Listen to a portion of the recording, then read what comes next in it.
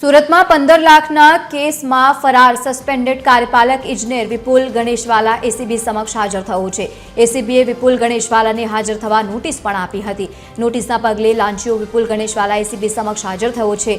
મહત્વનું છે કે એસીબીની ટીમે વિપુલ ગણેશવાલાની સંપત્તિની પણ તપાસ હાથ ધરી છે। વિપુલ ગણેશવાલાના લોકરમાંથી એસીબીની ટીમે 50 લાખના ઘરેણાં પણ જપ્ત કર્યા છે। તો બીજી તરફ કથિત પત્રકાર પરવાના હજુ પણ ફરાર છે। લિંબાયત ઝોન કચેરીમાં કાર્યપાલક ઇજનેર તરીકે કામ કરતા વિપુલ ગણેશવાલાએ ડિમોલેશન રોકવા માટે ફરિયાદી પાસેથી 15 લાખ રૂપિયાની માગણી કરી હતી અને એટલું જ નહીં, લાંચના હપ્તા પેટે જ્યારે 4 લાખ સ્વીકારવાના હતા ત્યારે જ એસીબીએ ટ્રેપ ગોઠવી હતી।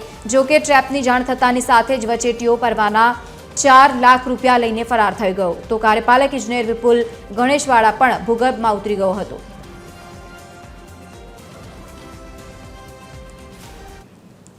આ કાર્યપાલક ઇજનેર વિપુલ ગણેશવાલા એ એસીબી સમક્ષ હાજર થયેલા છે, જેઓની ગતરોજ એરેસ્ટ કરવામાં આવી છે અને આગળની તપાસ હાલ ચાલુમાં છે।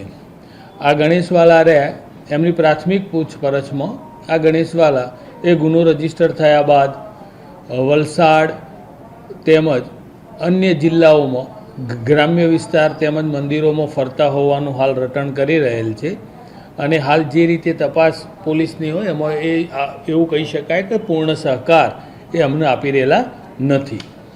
આ કારણોસર અમે એમના રિમાન્ડ પણ મેળવીશું।